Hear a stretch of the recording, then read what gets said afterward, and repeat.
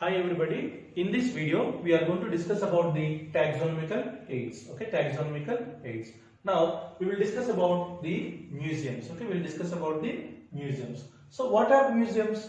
These are biological museums are generally set up in educational institutes. They are like a setup, okay, in educational institutes like schools and colleges. Okay, schools and colleges. So we have to remember, the biological museums are a setup, okay, is like a setup in educational institutes, generally in schools and colleges. Okay, schools and colleges we will be having what? Museums. Okay, we will be having the museums in schools and colleges. It's like a setup. Okay, now what does these museums contain? Okay, what does these museums contain? Now, if you are looking at the previous videos, we studied about the herbarium. Okay, we studied about the herbarium, okay, and also about botanical gardens. Okay, we also studied about botanical gardens. Then we said that if it is in herbarium, we said that in herbarium there will be plant specimens, okay, which are not living, okay, which are not living plants, okay, which are not living plants.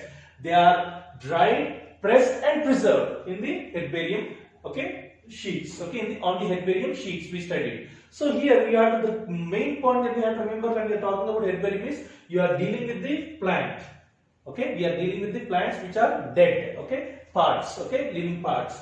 Now here if it is in botanical gardens, it is also talking about plants only, okay, this is also dealing with the plants, but we said that here we are talking about what? Living things or living plants. Okay, we are talking about the living plants. Okay, please remember that. So herbarium is a collection of plants, okay, which are dried, pressed, and preserved. But whereas the botanical gardens, these are living plants, okay, containing the living plants. Okay, so we generally call them as botanical parks. Okay, botanical parks we are calling them as.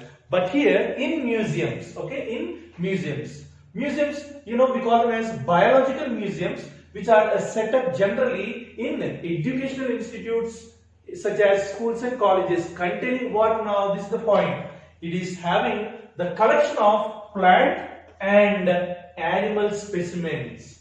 Here in museums we will be coming across both plant and also animal specimens we will be seeing. So for what purpose we are keeping the plants and animals in the museums? It is for study reference. Please remember, for what purpose we will be keeping the plants and animal specimens in the museums means it is for study purpose. Okay, study purpose or study reference we are calling it as. Okay, study reference we are calling. And now we understood that these museums are there present in the schools and colleges containing the plants and animal specimens. Okay, animal specimens. But the question is that are they in dead form or living form? Please remember, in museums we will be placing the dead forms only, dead parts only, both of the plants and animals, okay, dead living organisms.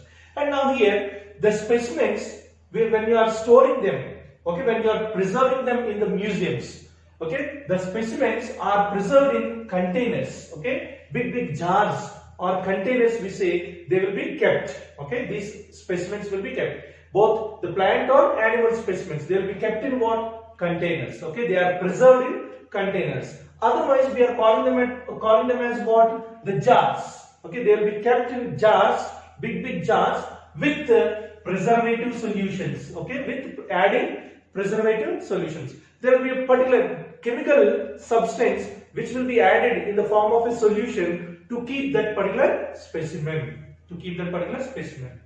And now here we have to remember that plant and animal specimens, okay, plant and animal specimens are also preserved in the form of dry specimens. Please remember, they are also preserved in dry specimens, not only placed in the preservative solutions, okay, not only placed in the preservative solutions in the liquid, okay, but they are also stored in what form? Dry specimens. So we have to remember that plant and animal specimens are not only preserved in the preservative solutions in jars and containers, but they are also stored in the form of what? Dry specimens, in the form of dry specimens. So for example, if you are taking insects, okay, if you are taking insects, the insects are preserved in insect boxes. Okay, insects are preserved in insect boxes. So suppose if this is a box, okay, if this is a box, inside this box they will be placing an insect. Okay, they will be placing an insect. Okay, with its stretched body, which is now it is kept as dried form. Okay, it is a dry specimen now. So this particular insect is placed in the insect box. Okay, insect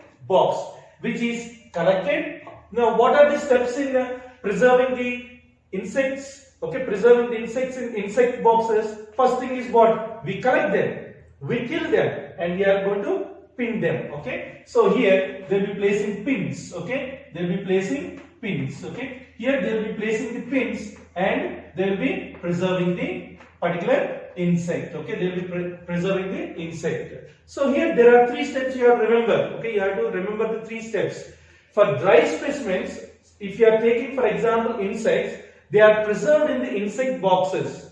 So in order to preserve the insects, what are the steps that we follow? First one is collecting, second one is killing, then the third one is pinning. Okay, we will use the pins and we will stretch its body and keep it in a glass box. Okay, this is how it is done in the museums. Okay, it is done in the museums. Okay, fine. If it is a small animals, we are doing all this. We are placing it in the containers or jars in the preservative solutions, adding preservative solutions, or if it is the insects, we are keeping them in the insect boxes. But the question is, if it is a big animal, okay, if it is a big plant or an animal, okay, what do we do? Especially with the animals like a bird or mammals, any mammal. How do they preserve it? How do they preserve it? Now, if you are taking the larger animals, okay, larger animals, okay, we are talking about now animals, okay, not plants. If you are taking the larger animals, birds like such as what? Such as birds, okay, such as birds and mammals. How do they preserve them? Okay, birds and mammals are also preserved in what form? As in the form of a dry specimen. How is it possible to preserve the birds and the other mammals in the dried form? It is by stuffing. Okay, by stuff and preserve. Means stuffing means what? If there is a bird, they will clean the complete internal part and they will keep cotton. Okay, they will keep cotton. That is called as stuffed. Okay, that is called as stuffed, to bring that particular shape of that particular bird or an animal. So they will be using cotton and filling it inside that particular animal and giving that exact shape of that animal, and they store it with its feathers, beaks, and also their claws. Everything will be there. Okay, so they will be preserving them. So like that, okay, larger animals are preserved. So larger animals such as birds and mammals are stored by stuffing and preserving them. They are stuffed and preserved. They are stuffed and preserved. So that is point we have to remember. And please remember, sometimes you may not, okay, or we cannot store the complete animal. We cannot store the complete animal by stuffing it. By stuffing it, we cannot store it. But how can we store it? We can store it by collecting the animal skeleton. By collection of animal skeletons, okay, they will be storing the particular animal. Means in simple we can say that their skeletal system will be stored. Okay, their skeletal system will be stored. So these are the points which we should keep in mind when we are discussing about what? The biological museums. Okay, please remember, in museums they also preserve what? The skeletal systems also of different animals. Okay, of different animals. So the next one is zoological parks. Okay, next one is zoological parks. Here, these zoological parks are places where wild animals are kept. Okay, where wild animals are kept in protected environment. Okay, in protected environment. Okay, here they are protected. Okay, they are under human care. Okay, they are under human care. This is a point we have to remember. If these wild animals, if they are there in their natural habitat, doesn't mean that they are in protected environment. Okay, doesn't mean that they are in protected environment, and there may be any danger that may occur to these wild animals. But here we are keeping the animals in the parks, okay, where they are in a protected environment under human care. So let us remember that zoological parks are places where wild animals are kept in protected environment under human care. Under human care. Okay. Now, what is the purpose of keeping the wild animals under human care in protected environment? What is the purpose for what we have to keep these wild animals? It enables us, the purpose of keeping these wild animals in the zoological parks enable us to learn more about their food habits, okay, to know about their food habits and their behavior. Please remember this. Why do we keep or maintain zoological parks and keep wild animals in that parks? In order to learn more about their food habits and how they behave. Okay, this is the main point. Okay, please remember, it's a very important point. Okay, it's a very important point. Okay, it enables us to learn about their food habits and behavior. Okay, food habits and behavior. And now animals in zoo. Okay, animals in zoo are provided with the conditions similar to their natural habitats. See here, that's what we said here, protected environment. Under human care we are saying. The wild animals are kept in protected environment under human care. Okay, under human care. But we have to remember that they maintain in that zoological parks the natural habitats. Okay, they maintain the natural habitat. How it has its own habitat in its original form in the forest. Okay, in the same way they maintain the habitat. Habitat means what? The place where it dwells or takes the shelter, food and shelter. So the same natural habitat will be provided for those wild animals. Okay, for those wild animals. So we have to remember that in the zoos, okay, they will not be locked. Okay, they are not kept in like a cage. They are not kept in a room. No, they are not kept in a cage nor in a room. They are not completely closed. They are not kept in any closed rooms or any boundaries. But here what we are saying here, they are provided with this similar natural habitats. Okay, they are provided with this similar natural habitats, and that's why we are seeing children, they love visiting these parks, which are commonly called as what? Zoos. Okay, which are commonly called as zoos. So children, they love very much. Okay, they show so much of interest to visit the parks, zoological parks, which are commonly called as what? Which are commonly called as the zoos. Okay, which are commonly called as the zoos. So these are the points we should keep in mind when we talk about the zoological parks. So in this video, we studied about the museums and zoological parks. And now we will discuss about another taxonomical aid called as key. Okay, this is another taxonomical aid which is known as what? Key. So key is used for identification of plants and animals. Okay, key is used for identification of plants and animals based on what? Similarities and dissimilarities. Okay, based on similarities and dissimilarities. Please remember this. Okay, so key is identification of plants and animals based upon similarities and dissimilarities. So this is the point we have to keep in mind here. And please remember, among all the taxonomical aids, key is very important one. Okay, key is very important one. So here, now as we understood, what is a key? It is a taxonomical aid which is used for identification of plants and animals based upon what? Similarities and dissimilarities. Okay, based upon similarities and dissimilarities. And now a very important point that will be touched in your objective part is this second point. Key is based on the contrasting characters. Contrasting characters. Contrasting means what? Opposite. Okay, opposite. Red, blue, okay, green, yellow. These are opposite colors we say. Okay, they are not the same colors. Okay, they are not the same colors. So here, tall, short, this is opposite. They are not the same. The such characteristics we are calling them as what? Contrasting characters. So here, key is based on the contrasting characters. Generally, okay, in a pair called as what? Couplet. Okay, in a pair called as couplet. So here we are coming across word called as couplet, a very important point and a word that you should keep in mind when you are preparing for your objective. Okay, couplet. So couplet is what? It is key. It is related with the key based on the contrasting characters, generally in a pair. Generally in a pair called couplet. Means Here we have to remember that the contrasting characteristics are always in two statements. Okay, two statements will be there: tall, short. There are two statements here, which means they are as what? A pair. So that is called as what? Couplet. Couple means two. Okay, so those two statements are as what? Contrasting characteristics.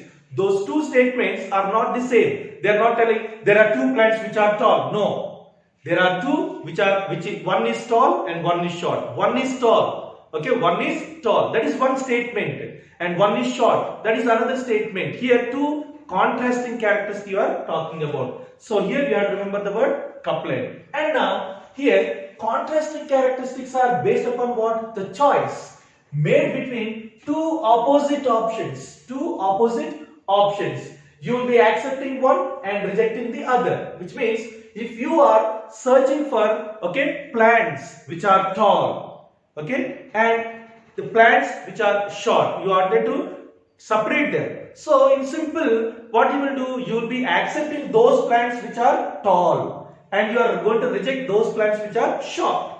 So here tall and short, they are contrasting characteristics. So based on those contrasting characteristics, you are going for your choice. You are going for your choice and you are selecting only one. And that means you are accepting one and rejecting the other. Rejecting the other. So here we should remember that each statement in the key is called as what? Lead. Or lead. Each statement in the key is called as lead. And here is another word which is a very, very essential and important word for your objective part. Lead. So if you are looking at this, what is lead? It is each statement in the key is called as what? Lead. Each statement in the key is called as lead. So now you are talking about the key. When you are talking about the key, what we said, it is having two contrast. You are talking about in the key about contrasting characteristics. Contrasting characteristics. So contrasting characteristics, let us say there are two contrasting characteristics like this. Contrasting characteristics like this. So here one characteristic you are talking about. Here one characteristic and here another characteristic. So let us say you are talking about a plant which is tall and you are talking about a plant which is short.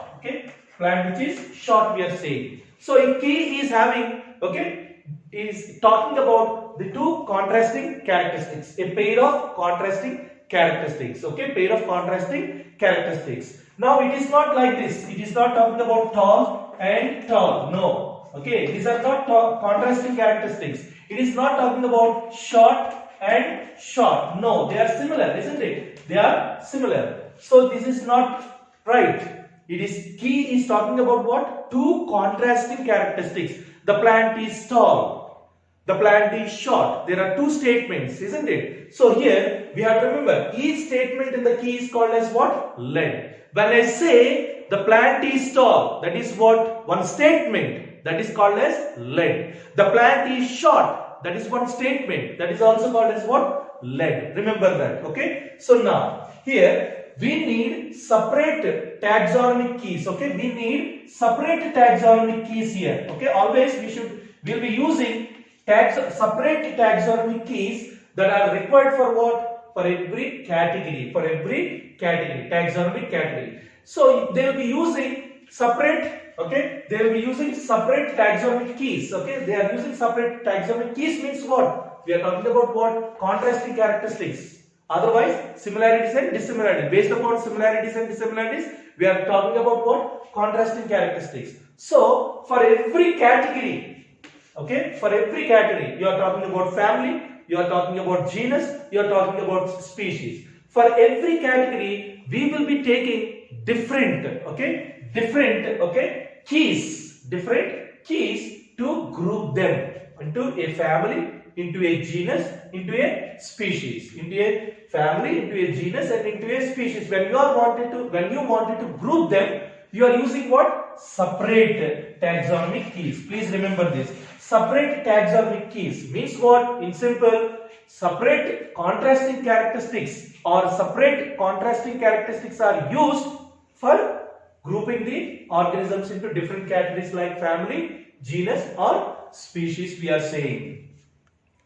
Let us make it with a simple example to, okay, very clear about the key, okay, about the key contrasting characteristics or the couplet or the lead. We will try to understand it very clearly now with simple example. Say suppose you wanted to group the plants based upon the flowers, you wanted to group them, okay, you wanted to group them. So when you wanted to group them, what you are picking up now? The flowers. So all the flowers will not be the same, okay, all the flowers of all the plants will not be the same, but we know that the general parts, okay, of a typical flower, okay, you know the general parts of a typical flower. We say that there are 4 parts in a flower. What are those 4 parts? We say that it is calyx, okay, we say that next one is corolla, okay, androecium, okay, androecium, and then followed by the gynoecium, okay, and gynoecium. So these are the 4 parts of a flower, we say 4 parts of a flower. And as we said, all the flowers of different plants will not be the same, okay, all the flowers of different plants will not be the same, but you will be looking for those plants which are showing the same type of arrangement of these parts of the flower and group them as one, okay, group them as one. Say suppose, now let us keep it here, okay, I am just keeping a plus mark and a minus mark here, okay, or otherwise let us make it presence, okay, and absence, okay, presence and absence, let us say like this, okay, presence and absence. Now we will be looking for the parts which are present and the parts which are absent. Now you are having 2 flowers, okay, and you are comparing them. You are comparing them means what? You are looking for what? Contrasting characteristics. You are looking for contrasting characteristics based upon similarities and dissimilarities. Now you are taking a flower. Now when there are 2 flowers, you will be looking for calyx. Do these 2 flowers are having the calyx or not? So yes, okay, one flower is having the calyx and the other flower is also having, okay, other flower is also, okay, is not having the calyx, okay. Here it is showing the presence, okay, this is about presence and this is the absence. Here it is not having, okay, and here, okay, here next one corolla. There is one flower which is showing the corolla and there is another flower which is also showing the corolla, okay, and another flower which is having androecium, okay, and here it is not having the androecium, absent, but here it is present, or otherwise in simple let us say directly we will keep it as present, okay, here it is present, here what it is absent, okay, it is absent we are saying. So here also let us make it very clear, okay, here it is present, here it is absent. Gynoecium, it is present in both, okay, it is present in both. Now what you are doing, you are trying to separate the, okay, separate these 2 flowers based upon what? Similarities and dissimilarities. You are looking for a flower which is having all the characteristics, okay, calyx, corolla, androecium and gynoecium. So those flowers which are having all the parts, you are going to accept it. That we are calling it as what? It is a your choice. It is your choice and you are going to accept it. Those flowers which are not having all these parts, you are going to reject, okay. This is being rejected. So here you are saying it is rejected.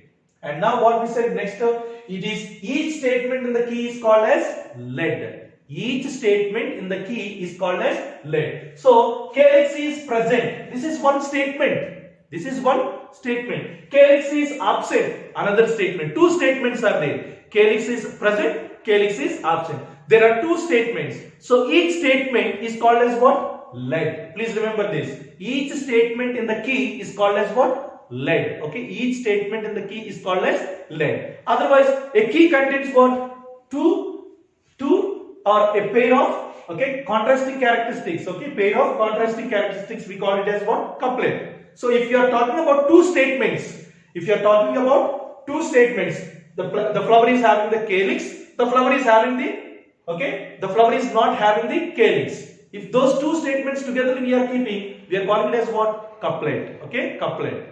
But separately we are calling them as what? Led. Okay, separately each statement is in the key is called as led. So this is the point we have to remember. Okay, we have to remember, and separate taxonomic categories are required for all the different categories like families or genus or species.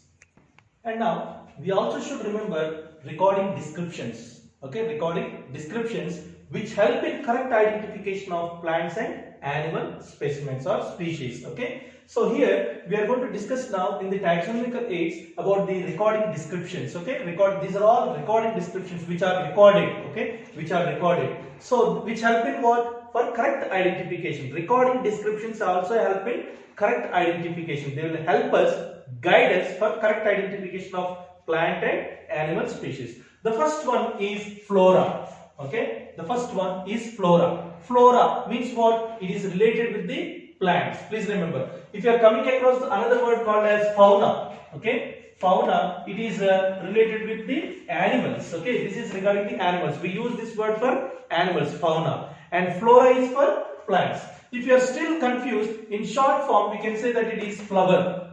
Okay, it is flower. F elbow, starting with F elbow, we can say flower. So flowers are commonly there, or they are for the plants. Okay, they are born on the plants. So it is related with the plants. Okay, it is related with the plants now. So flora contains actual, okay, habitat of, okay, actual of habitat and distribution of plants of a given area. Okay, of a given area. This is a very important statement. We have to remember this. Okay, so flora contains actual of habitat and distribution of plants of a given area. Actual habitat. Okay, actual habitat and distribution of plants of a given area. So here flora, okay, helps us or gives us information about the actual habitat. Okay, about the actual habitat and their distribution, how they are distributed, in a given area. Okay, in a given area. And these provide the index to the plant species found in a particular area, which means it is clearly giving us the information that these plants are present in that particular area. So that's what is about the flora. Okay, flora. And the next one is manuals. Okay, next one is manuals.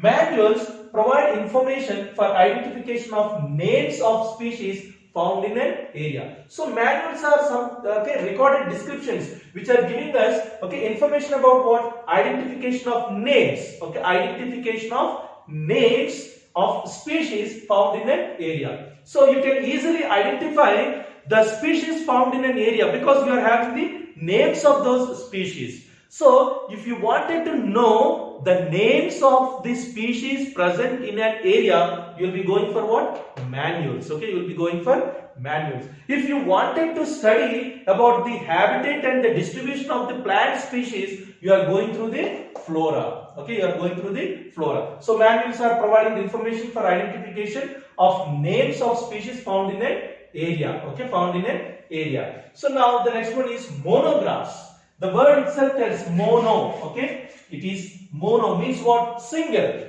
Okay, single. Monographs contain information on any one taxon. Any one taxon. So if you wanted to study about the species, that is one monograph. About that particular species, you will have all the information.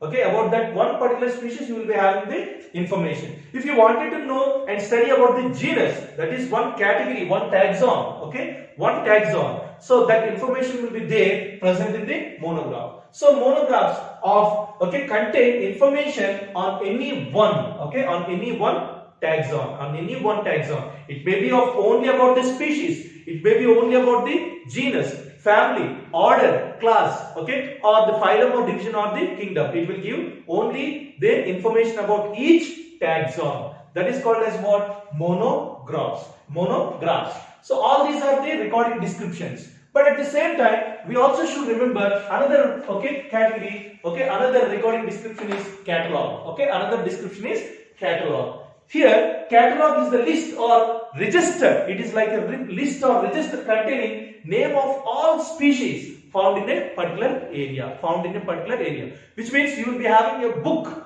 or it is like just like a list where it will be given all the names of the species and the area in which they are present. That is called as what? Catalog. So here these are all flora, then manuals and monographs and catalog. All these are what? Recording descriptions. Recording descriptions help in correct identification. Correct identification. So these are all the points which we should keep in mind when we are talking about the taxonomical aids under the chapter The Living World. The Living World. Thank you so much.